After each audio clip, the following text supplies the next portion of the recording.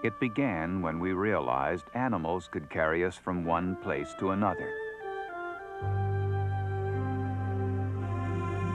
As the centuries rolled by, we used this mobility to expand our horizons, while at the same time seeking even better ways to travel.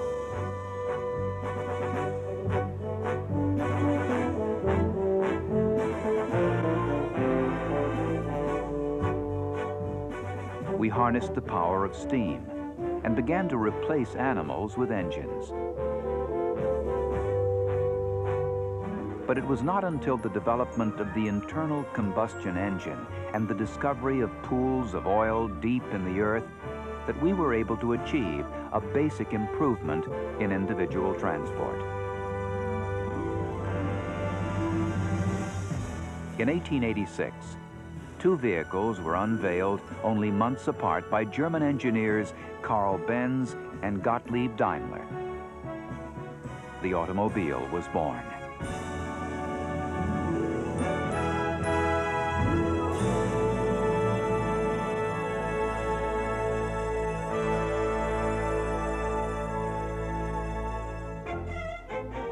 Gottlieb Daimler was the first to see a wide variety of uses for the gasoline-burning internal combustion engine.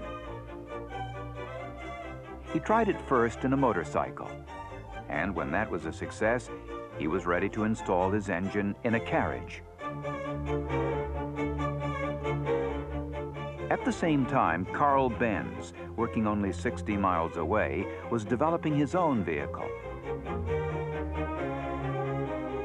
But while Daimler was installing his engine in a carriage, Benz was creating the world's first automobile from scratch. It was successfully driven in late 1885 and patented on January 29, 1886, which is the birth date of the automobile. Daimler's vehicle made its appearance a few months later.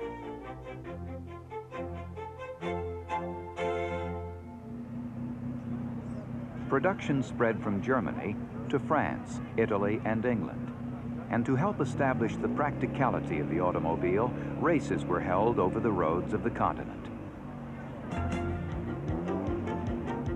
These roads had been used for many hundreds of years and were in relatively good condition, certainly much better than those in North America.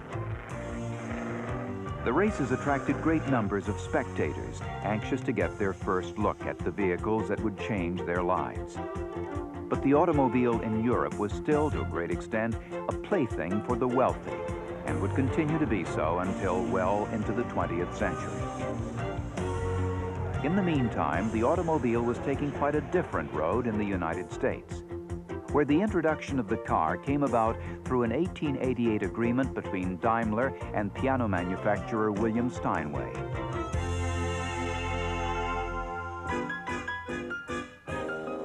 But it was Charles Duryea, an Illinois bicycle manufacturer, who built the first American automobile.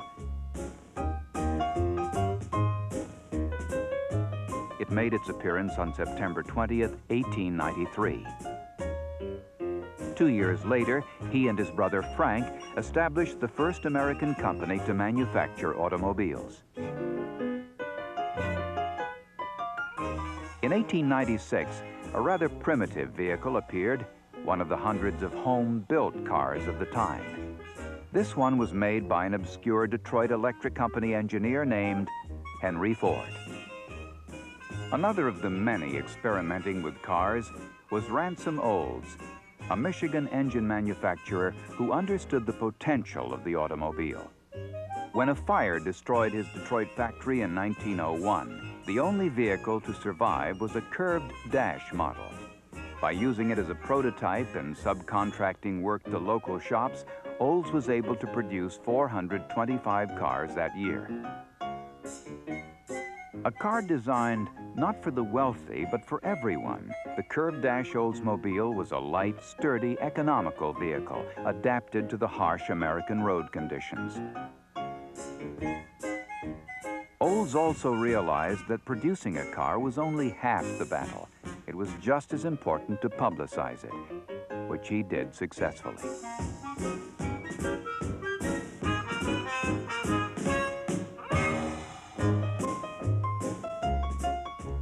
One problem common to everyone building cars at the turn of the century was the Selden patent.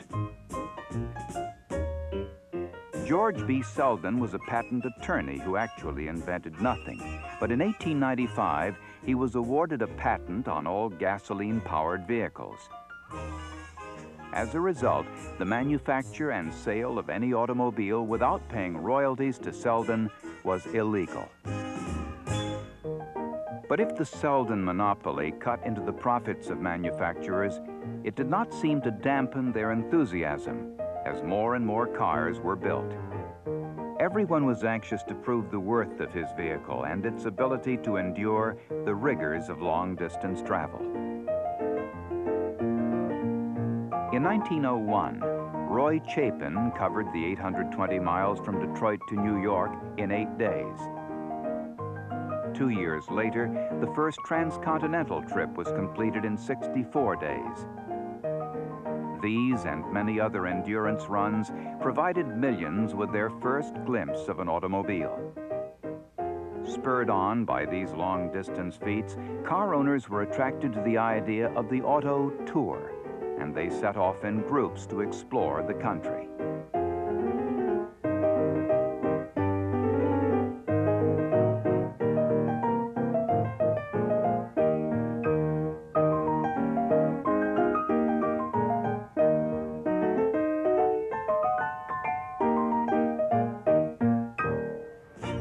The first race held in the United States took place in Chicago in 1895, and racing continued to be an integral part of the automotive scene.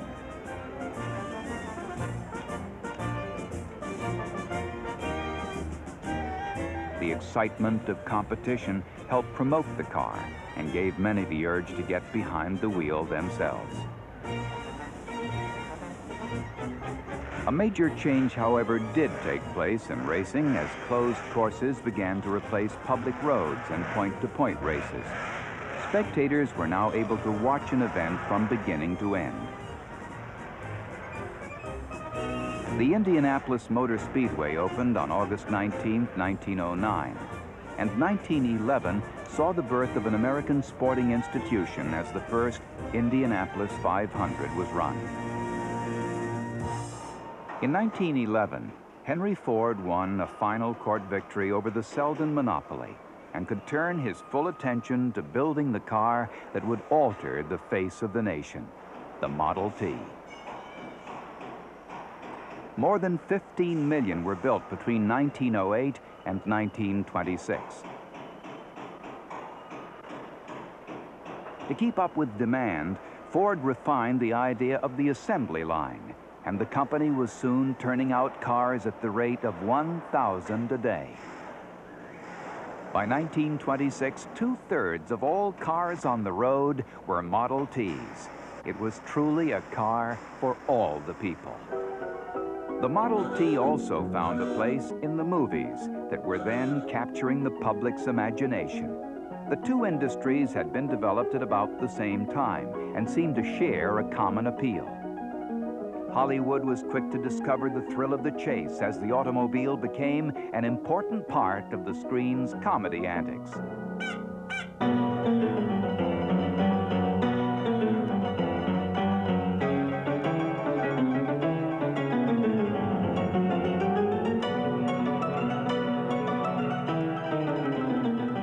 Even racing driver Barney Oldfield became a film hero for a brief moment as he and Mack Sennett raced to the rescue of a damsel in distress.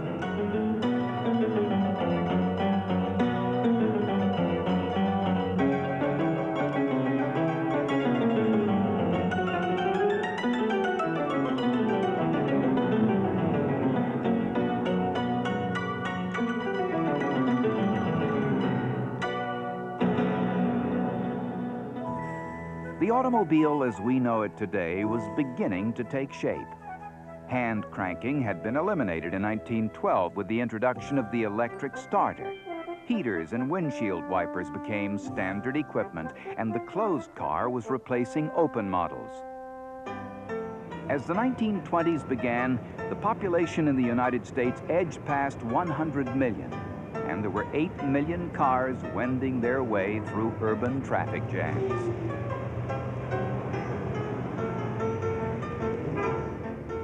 Ford was still the leading manufacturer, but General Motors was providing strong competition. General Motors came into being in 1908 as a result of the vision of Billy Durant, one of the more colorful figures in automotive history. Durant's dream was of an empire that would produce not a single universal car, as in Ford's case, but a variety of cars. One, as he would say, for every purse and purpose. Beginning with his own Buick company, Durant acquired Oldsmobile, then Cadillac, and a dozen other car and truck builders. But great promoter that he was, Durant was an inconsistent businessman and was soon forced out of his financially troubled company. An equally unsuccessful second tenure at GM ended for Durant as the DuPont interest stepped in to bail out the company. Management was turned over to Alfred P. Sloan, whose business talents brought General Motors to the top of the industry.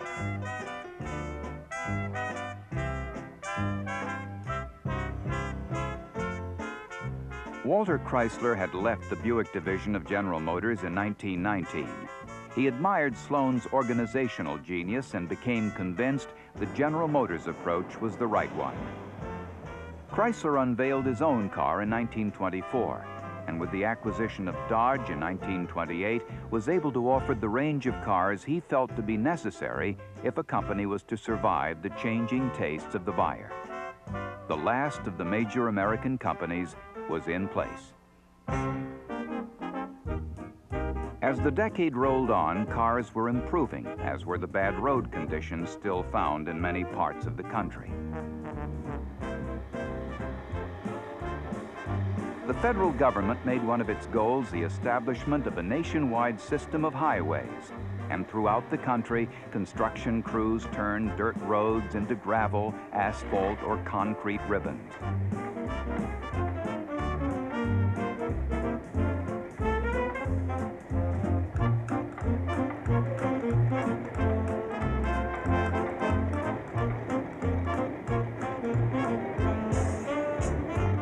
Funds were also made available for the completion of the Lincoln Highway. And the country's first transcontinental route wound its way 3,400 miles from coast to coast. As the number of paved roads increased, more and more people traveled by car. By 1929, 45 million persons a year were using the automobile to vacation, and the demand for roadside restaurants and overnight accommodations grew accordingly. And the number of service stations increased tenfold during the 20s to over 120,000.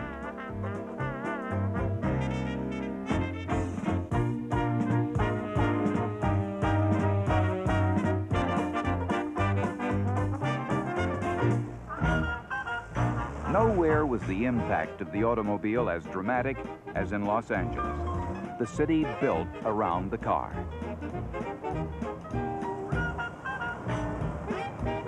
As thousands upon thousands of people poured into this land of sunshine and seeming abundance, the automobile allowed the city to decentralize. A car culture was spawned that would be imitated throughout the country in the decades ahead.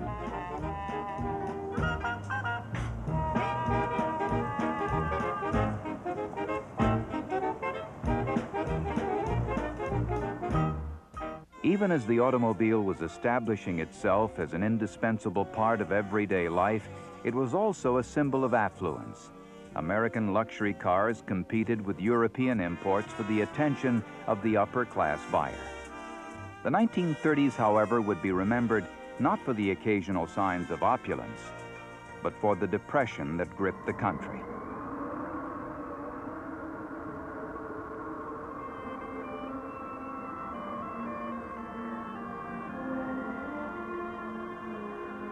As dust choked the midsection of our land, the automobile provided a means of escape. Thousands of families piled the few belongings that would fit into their cars or trucks and headed west to a new life.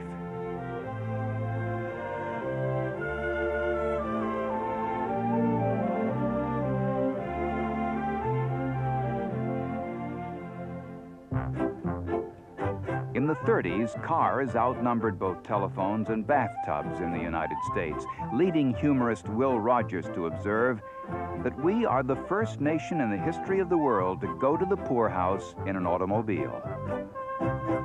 In spite of the Depression, the 1930s also saw the mileage of paved roads more than double, and bridges and tunnels were the engineering marvels of the time. People watched as the George Washington Bridge spanned New York's Hudson River and became the world's longest suspension bridge. It would be followed by other equally imposing structures.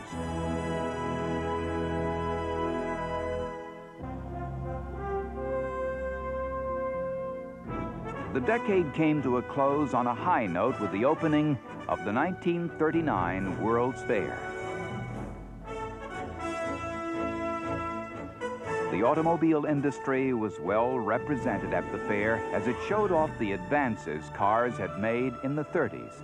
All steel bodies for added durability and safety, automatic transmissions for ease of driving, radios and air conditioning to increase comfort. The fair showed millions what wonders awaited them. But the hopes and the dreams would have to wait, for what the future held was war.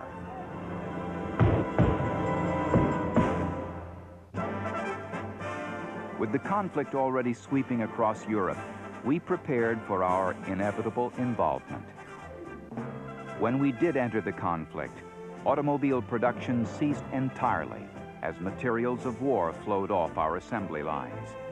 For the duration, automakers alone would account for 1/5 of America's total military output.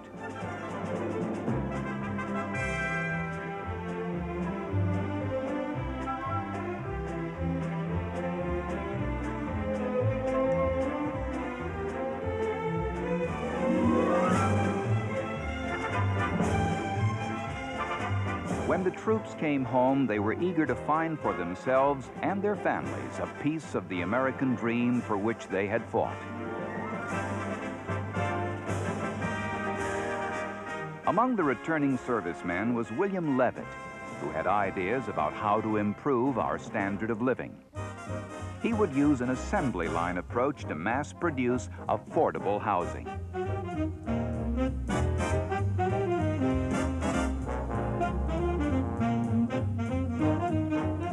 As workers moved from house to house, each with an assigned task to perform, large tracts of suburban land were transformed into row upon row of neat little houses. A whole new way of life was introduced as entire towns and communities emerged with shopping centers to take care of the new suburbanites. Central to this new lifestyle was the automobile. Without it, the exodus from city to suburb could not have occurred. As Detroit returned to the business of producing cars, it found the market filled with old cars and hungry customers. Automobiles were sold as fast as they could be made. From only 83,000 cars produced in 1945, the number soared to more than 6.5 million in 1950.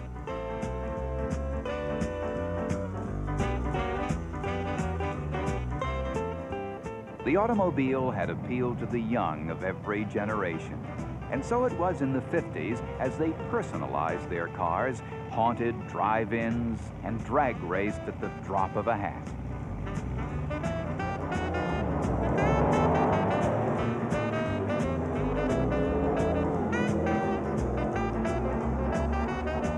Racing of all kinds enjoyed popularity, from the Indianapolis 500 to midget events at local tracks. Stock car racing especially underwent spectacular growth during this period as large crowds were drawn to tracks such as this one in Atlanta.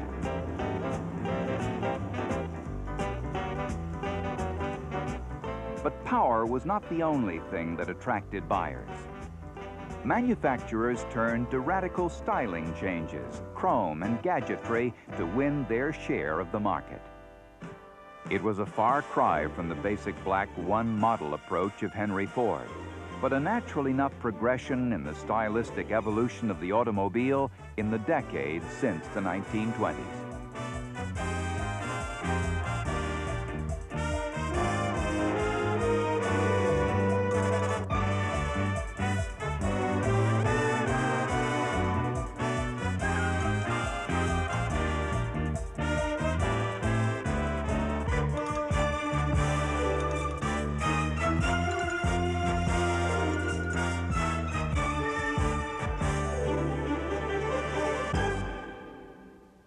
The 1950s also saw the beginning of the interstate highway system, the largest single public works project in the history of man.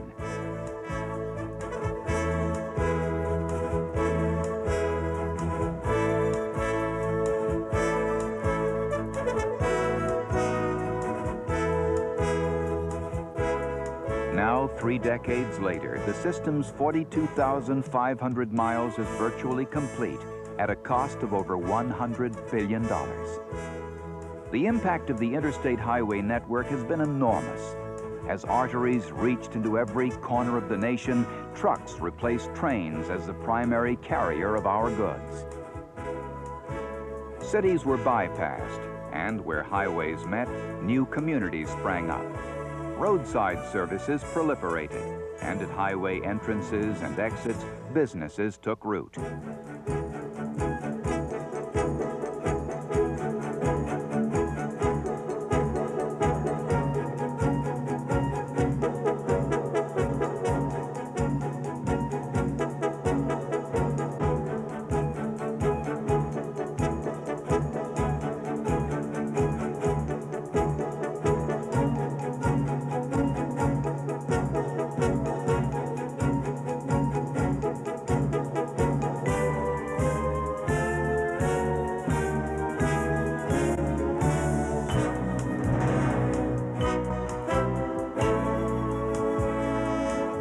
As the 50s gave way to the 60s, supply caught up with demand.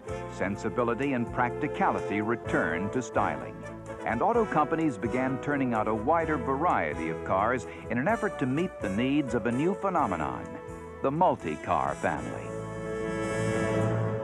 Another automotive development took place in the 50s that would have an enormous impact.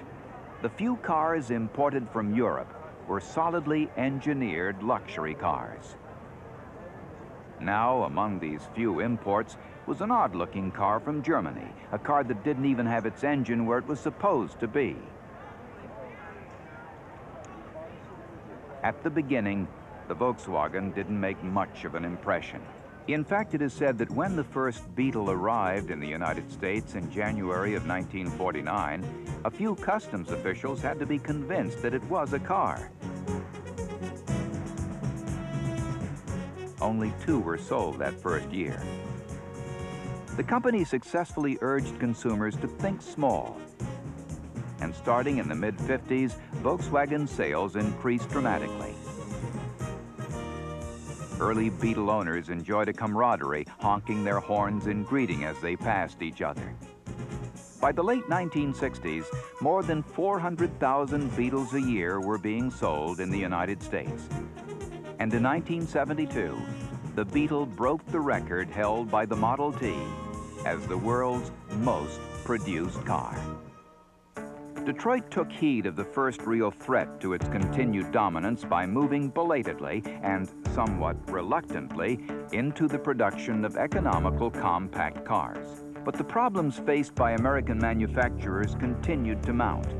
In the 1960s, critics, led by Ralph Nader, attacked the safety of automobiles as well as their negative impact on our environment. They took their causes to Congress, looking for government intervention and regulation. In 1973, a gasoline shortage hit the country, dealing Detroit another blow. As consumers waited on service station lines, they were forced to realize the automobile was using up the world's oil resources at an alarming rate. Some turned to the economy offered by diesel cars manufactured in Europe, where this technology had long been utilized.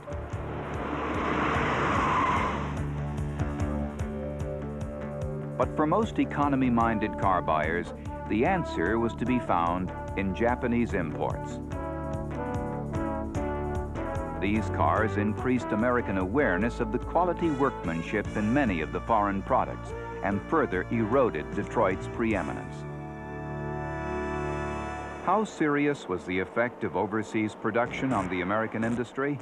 In 1960, imports accounted for 7.5% of the cars sold in the United States.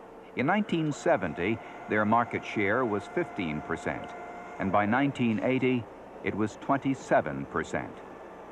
Over 2 million imported cars, most of them from Japan, are sold in the United States every year. And what can we look for in the automobile's second century? Has the revolution in individual transport begun by Carl Benz and Gottlieb Daimler reached its ultimate point? Not at all. There are many questions to be answered, many goals yet to be reached.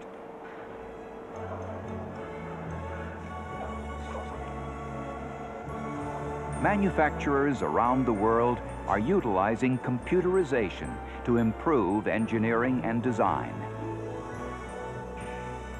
Microprocessors keep cars within the bounds of fuel economy and emission standards, while monitoring and controlling engine operation under all kinds of driving conditions.